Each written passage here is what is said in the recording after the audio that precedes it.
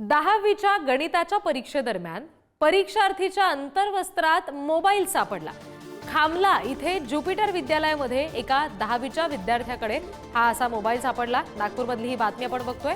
भरारी पथकाच्या तपासामध्ये कॉपीचा हा एक नवीन प्रकार समोर आलाय। पालकांनी संपर्कासाठी दिलेला मोबाईल विद्यार्थ्यानं कॉपीसाठी वापरला असं उघड झालंय। मोबाईल विद्यार्थ्यानं केंद्रप्रमुख किंवा पर्यवेक्षकाजवळ देण्याऐवजी आपल्या जवळ ठेवला होता आणि विद्यार्थ्याने हा मोबाईल कॉपी किंवा इतर गैरप्रकार करण्यासाठी वापरला नाही अशी माहिती बोर्डाच्या अधिकाऱ्यांनी दिलेली आहे।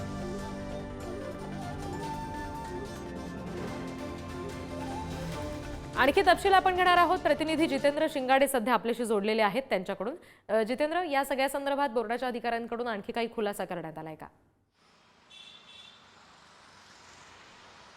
नक्कीच सध्या आपण पाहिलेले आहे की 10वी आणि 12वीची परीक्षा सुरू आहेत आणि कॉपीमुक्त अभियान राबवण्याचं आव्हान जे आहे ते बोर्डासमोर आहे। अशाच एका प्रकारामध्ये काल 10वीचा पेपर होता आणि या 10वीच्या पेपरमध्ये खामला परिसरामधील ज्युपिटर विद्यालय आहे। या विद्यालयामध्ये 10वीचा पेपर सुरू असताना भरारी पथक पोहोचला आणि भरारी पथकाने जेव्हा तपासणी केली तेव्हा एका विद्यार्थ्याच्या अंतर्वस्त्रामध्ये मोबाईल सापडला। महत्त्वाचं म्हणजे हा मोबाईलचा वापर कॉपी किंवा इतर गैरप्रकारासाठी करण्यात आला नाही अशी माहिती बोर्डाच्या अधिकाऱ्यांनी दिलेली आहे। महत्त्वाचं म्हणजे हा जो विद्यार्थी आहे याचे वडील मजूर आहेत आणि मुलाला परीक्षा केंद्रावर सोडल्यानंतर ते निघून गेले आणि परत येण्यावर संपर्क करण्यासाठी त्याच्याजवळ मोबाईल ठेवलेला होता। महत्त्वाचं म्हणजे या विद्यार्थ्याने हा मोबाईल पर्यवेक्षकांकडे किंवा केंद्रप्रमुखाकडे जमा करणं आवश्यक होतं, तसं नाही केलं।